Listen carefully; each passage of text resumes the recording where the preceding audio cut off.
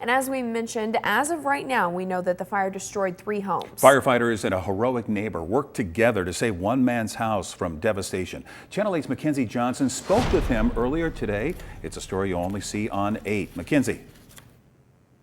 Casey-Dahlke and his wife were on their way to Omaha when they got a call that no one wants to hear. They were told their house was in the path of a wildfire.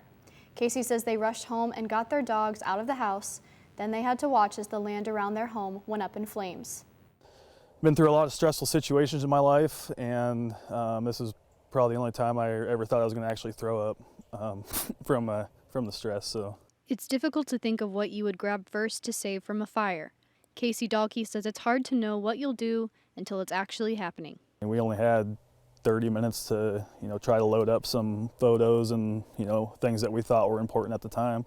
Casey says they were lucky. Firefighters came to their property and were able to keep the fire away from their house. And the fire guys were here for several hours, soaking my house with hoses.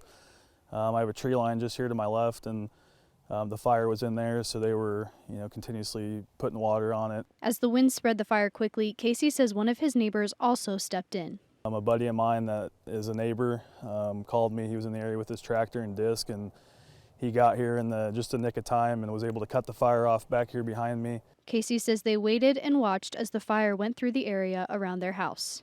He showed pictures as one of his neighbor's barns was destroyed. He says it was a situation you would never think you'd be in. It was super difficult. I never would have guessed it would happen. You see it happening to other people, and you feel bad for when you see it happen in any natural disaster.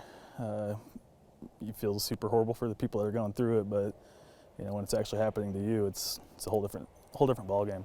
When the smoke cleared, they were relieved their home was still standing. He says the situation made him feel grateful because there were others who lost much more. Well, it's an entire life, 2 lives, my wife and I. So you got 2 lives, everything you own's in the house. And if you lose the house, you're losing everything. Casey says they are incredibly thankful to all of the people who fought the fires.